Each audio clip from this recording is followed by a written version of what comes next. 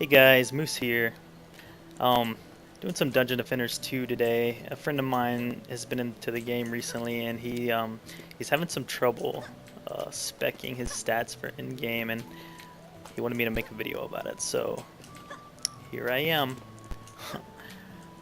um, where do we even start? So I guess this is gonna be like an advanced specking in-game type of thing. Like, this isn't for obviously people who are starting out. This is for people who've already like progressed through the game, who have knowledge of DD1 or DD2, both, either, whatever. They know what's going on with the game. They sort of kind of know what each stat does. They just are having trouble like figuring out maybe what to min max, or at least where to put stuff for now to like succeed in like Nightmare 3, Nightmare 4. That's pretty much what this is about. I'm pretty much just going to go through stats, and I was going to say, oh, they still have orbs. I forgot they didn't take those completely out. They just revamped them. But yeah, I'll just go through all this stuff and hopefully get you guys ready for Nightmare 3. Anyways, jumping right into it. So like, I'm just going to start on my DPS Huntress because this is like, you know, probably the most complicated one in my opinion. But I'll go ahead and show you our gear. I697. It's basically just hero damage AP. Pretty much every item that I can roll hero damage AP on. I've got a couple hero crit damage because I didn't. Those aren't like bad pieces. I actually wanted just a little bit of crit damage whenever she procs to give her like a little bit more boost on her attack. That was mainly for Nightmare 4, the kobolds, when I was soloing it. I basically had to shoot them down. This was like a few months back, but I was doing solo Nightmare 4 runs, and to do the anti-air, basically I did it with my DPS Huntress, and so I had to have enough damage to be able to 2 or 3 shot the kobolds without them like flying down and like wrecking half my shit. Basically, I mean, you guys know how it goes. Fucking kobolds are like crazy. Anyways, so that's the gear. It's pretty simple. I mean, there's not much to it.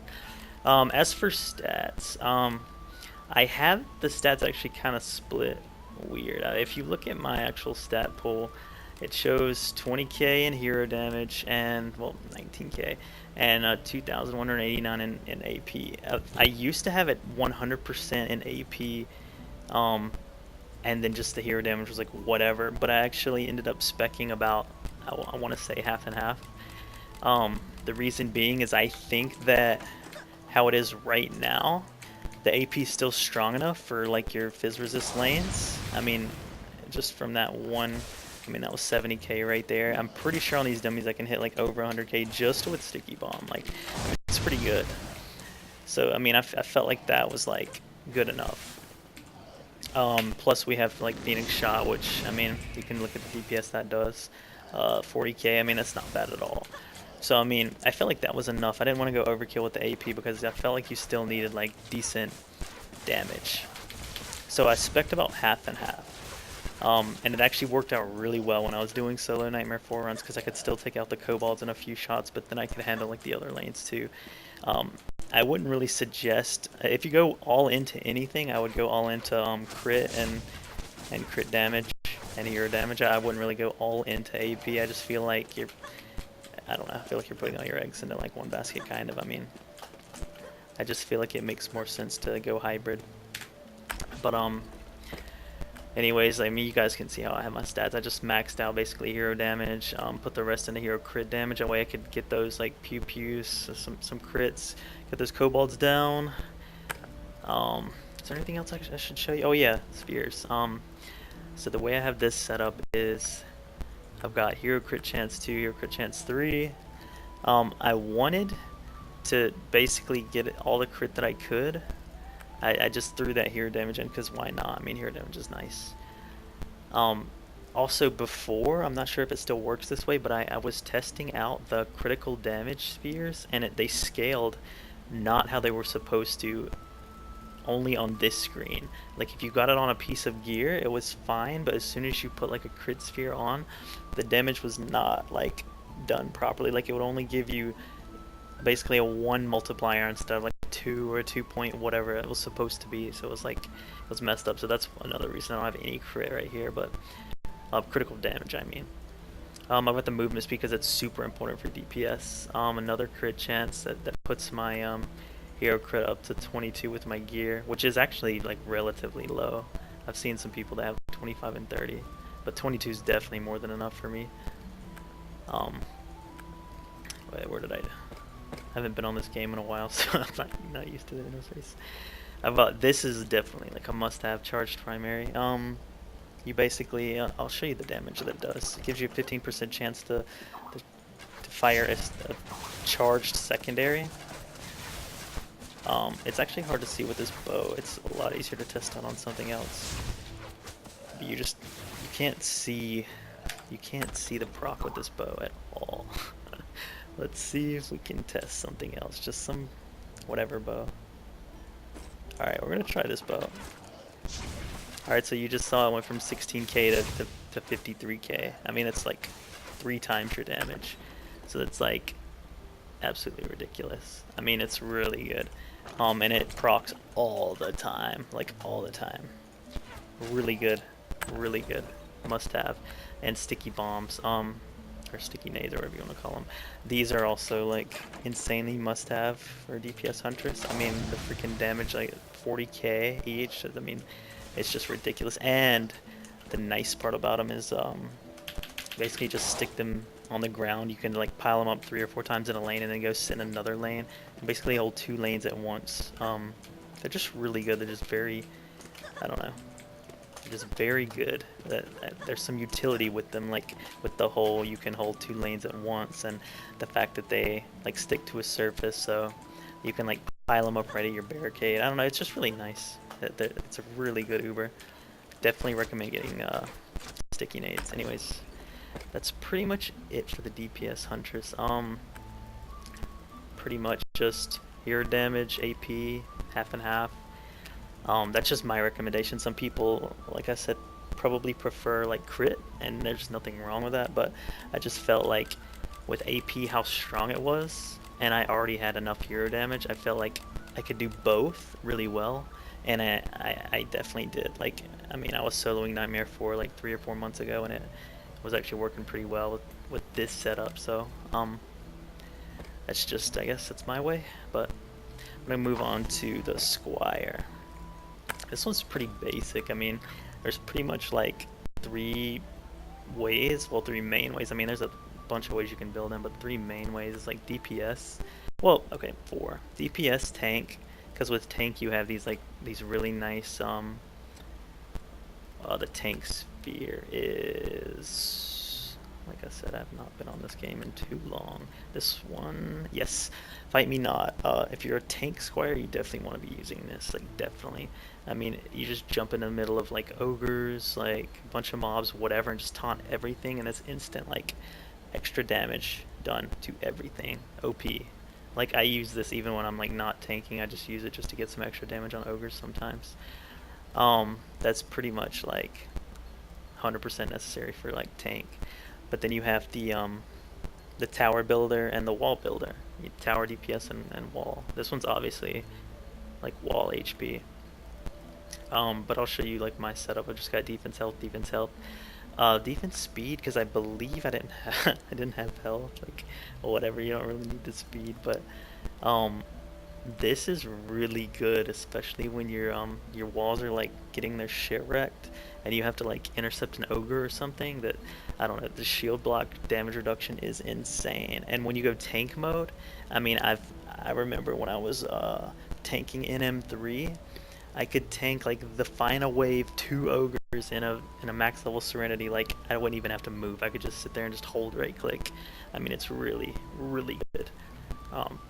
Amazing for tank squire. Love movement speed. It's just nice to have. It's just getting around is just important. This I use. I think I used to switch these out. Yeah, I used to switch it out for that. If you're tanking, definitely take Fight Me Not. But if you're building walls, definitely take Vengeance. That 50% of damage taken as return is actually nice because it stacks with automation. I believe was what the passive was called. Automation has a chance to return health when damage is dealt. Right there, 25% chance on hit. Spike blockade repairs 13% of its damage dealt. So let's say an ogre's hitting your wall. it absorbs 50% of that damage. Then it has a chance, when it deals it back, to actually heal itself in the process. So I mean, it's not a huge heal, but I mean, every little bit helps. I mean, that could essentially save your wall. It could be 5k, HP left, and it's, still alive because of vengeance. I don't know. It's just nice to have all the extra HP. I feel like it gives it a little bit of a buffer or something. Um, and yeah, defense health pretty much is the main stat. I'll show you the gear real quick. None of the automation is the only passive role that I really was going for besides hardy blockade. So it's just defense health on everything. Defense health, hero health, I believe is the ideal what you want to roll, because hero health scales with hardy blockade, and then defense health obviously just scales off defense health. So both of those things very important. I could actually like switch this out to hero health, but it doesn't really like make a huge difference. The main part is the gear and hardy blockade. Like holy shit! Like I remember when hardy blockade gear first came out, and there were people who were like brand new to the game with like these like eye level like 50 like 5% pieces, and their walls were like ridiculous, like Nightmare 1 walls. Hardy blockade is like really good. Farm that, farm that, farm that. Trap huntress. So let's see here. Let's just do stats first. Oh yeah, I didn't do stat allocation on my squire. I'll show you this real quick. I just did straight hero health, and I maxed out defense health. Just those two, just like I said. Easy, easy. Alright, so trap huntress. I've got defense health because the charges are really nice to have, like the extra charges. It gets to be a pain, especially once you start stacking defense speed. Your traps get so fast, like I don't know, they just run out really quickly. It gets to be a huge pain in the ass, so having a little bit of defense health like never hurts. A lot of people will stack defense health on like every piece of gear, and I think it's completely like stupid as fuck, because you're essentially missing out on all this. I mean, look, I've got 239 defense crit there, 284, 238, and like, I mean, I'll throw down a trap. My trap's 182 charges. Like, I mean, I've seen people with 300 plus charges. It's ridiculous. Like, they're missing out on a ton of crit. And if you're trying to do Nightmare 4, like, that crit helps. Like, that is definitely, like, could be the difference between, like, a loss and a win. So, definitely stack crit. Like, definitely stack crit. It's too good. It actually scales pretty well, too, on traps. So, I don't think it's bad at all. And the blaze balloon setups, the crit like scales even harder with those, just because of how the gear is. I'm sure you guys have seen the passives. Let's see if I can find one really quick. Yeah, like here is defense crit chance, gives you more of that. That's not the right passive though. There's one that increases like your defense power by a certain amount or something. But this one, yes. 4% of your defense power is added to the Blaze Balloon's critical damage. So like, yeah, Blaze Balloon critical scaling is huge. So yeah, all that critical damage gear is like super important. So anyways, back to this. Let me finish this first. Alright, so yeah, I just stacked defense power and defense speed. Those two things. And then I just got the defense health for the extra charges. Alright, like, back to the gear. So yeah, I already touched on defense crit damage. Passives. So on your bow's pretty important because you have to have explosive trap damage. You have to have tripwire. I mean, if you're a trap huntress, unless you're using Blaze Balloon, which obviously you'll have a different kind of bow, like you'll have either one of these Phantom Phoenixes, or you'll have, I have another really good Blaze Balloon bow somewhere. But pretty much you want like 1 or 2 stats like dedicated to the Blaze or the trap. This one, it's like a hybrid kind of, but since it rolled so good on defense power, and it has 8% on the tripwire, I figured I'd keep it because I can just use it for both. Definitely need the trap radius on the helmet, like that's super important. And the reason I'm going through this like so detailed is because in my opinion, like trap huntresses, #1, like most essential of anything besides maybe Frosty Power. I mean, you just have to kill stuff. I mean, your walls are important, but once your walls get like so beefy, I mean, I guess it's good enough to a certain extent. I mean, you really want to be able to kill stuff before it kills you. I think that Trap Huntress is like the most important. Like that combined with good Frosty, and you're pretty much good to go. Anyway, so yeah, let me get back to the passives. You definitely want Trap Radius on your helm, and I actually got a really good 16%. It's like super high on this, so if you can get like a helm like that, that's like super legit. This is just like a green chest, but it's I-713, so I just like kept it, and I've had that for like forever. What about the boots? So obviously these are like, you know, defense power, defense crit, but then the reason I kept these was because of the defense crit chance passive, and that's really good too. If you can get that on like a lot of your gear, it's huge. Like that's one of the most important like passives. That's like, you know, top 3, top 5 in my opinion. Stacking defense crit chance. I mean, just getting flat percent like that is huge. I've got defense health here just because I felt like I need a little bit of the charges.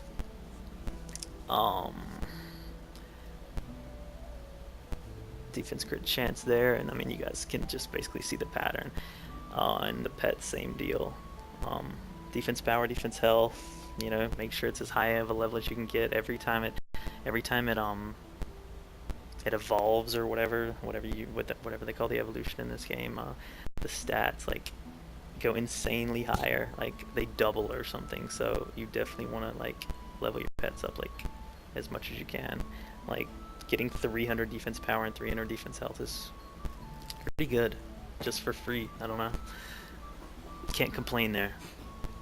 And I'll touch on the what do you call these? The skill spheres. I wanted to say orbs, but yeah, skill spheres, and tell you why I got what I did. So the obviously I got, you know, elemental chaos range, because that trap is just so good. Like, I mean, that will basically carry your magic lanes. Like, just the passive on the trap plus having the extra range, and it's already huge. It's just such a good trap that you basically, the reason I actually picked this instead of something that would like benefit, you know, maybe both lanes, you know, physical and Ellie, is because I felt like if I stacked everything on the really like already OP lane, because I feel like, you know, elemental chaos is already so much stronger than, you know, the regular traps. I felt like I could just focus on the physical traps, you know, like help them out with my DPS, and then that way the Ellie traps would just basically take care of themselves. That was my reasoning there. But defense speed, because, and the reason you want like defense speed in like with a trap huntress is because of the this passive right here. Fire for effect, you get a 25% chance to for the traps to detonate a second time. And obviously the faster they're going off, the more times they're going to detonate. So I mean, they just synergize basically. So yeah, you want like defense speed wherever you can get it, pretty much. I just felt like range was more important than speed here. So I mean, you can only get so much range in your build, so range is definitely super important. Obviously I got these 10% ranges, and then that's just the Uber. But I mean, most of these builds follow a pattern, so you guys can pretty much get the hang of it. But Monk, this is actually, I spec him 2 different ways, and right now he's spec'd for anti-air / tower damage. I have him spec'd for, it's basically Serenity / AA tower. He's not really like, I mean, I guess you could build LAs with him too, but he mainly just focuses on AAs, and tower damage gives you like more purge evil Serenity damage. So yeah, I just focused on those 2 things. But I got the defense health because, I mean, the Rs kind of die pretty quickly when you have all this speed, and so it's the same thing with the huntress. You need a little bit of health, and it's still not enough, but it helps. But yeah, you can pretty much just see what I did: max power, max speed, and then put a little bit into health. Got to actually, let's do the gear first, since that's what I did last time. You need if you're gonna use this with Serenity, you need a Purge Evil staff. Like, you need one, and this one's actually like decent. It's not like the world's best Purge Evil staff, but it's very good, I think. This is like my 4th or 5th one that I got. It took me forever to farm this, but you want a defense power one because obviously Purge Evil scales off defense power, and defense crit chance is just a huge plus if I ever do decide to build like lightning auras or whatever. Or I'm pretty sure that Serenity can actually crit on heals, which, you know, stuff like that just helps down the road. You never know when it'll come in handy, but all those stats are just beneficial. So yeah, really good. You just want a good Purge Evil staff. I believe, I don't know the percent that they go between, but the percentage on this one's actually pretty low. It just rolled good defense power, so yeah, that's why I kept that. I believe with the rest of my gear, I did defense power, defense crit, and then I did aura radius where I could, and serenity radius where I could. So obviously aura radius is just on the helm, but then I got like 2 pieces I think with serenity radius, yeah. I got serenity radius here because obviously I wanted my serenity radius to be as big as it could without like going overboard, if that makes any sense. Once you get so much serenity radius, it's kind of pointless, because right now with how it is, I can basically build 1 per lane and it takes up the whole like choke point. But if I got any more, it would just take up more of that choke point. I wouldn't really stretch too far into other lanes, so unless I like spent, you know, gems on it, which I don't really care to do. So that's the reasoning behind that. Just another green chest, same stats.